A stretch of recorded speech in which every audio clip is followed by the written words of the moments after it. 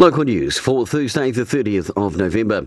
One person has died following a crash between a truck and a motorcycle in Featherston yesterday morning, with police and emergency services called to the scene around 9:12 at the intersection of Boundary Road and Murphy's Line.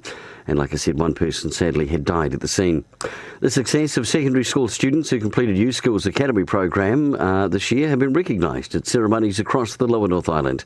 All students were presented with a certificate of attendance, and there were special awards for outstanding student, improvement and dedication, with Chanel College picking up 2 of those 3 awards, including dedication and outstanding student.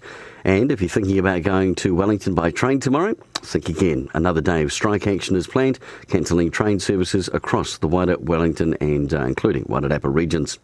And in sport, the softball P2 and P3 men, along with the Giants presidents, are all at South Park this weekend. Games kicking off at 1, while the women are away to Totara Park Blue at 3:15.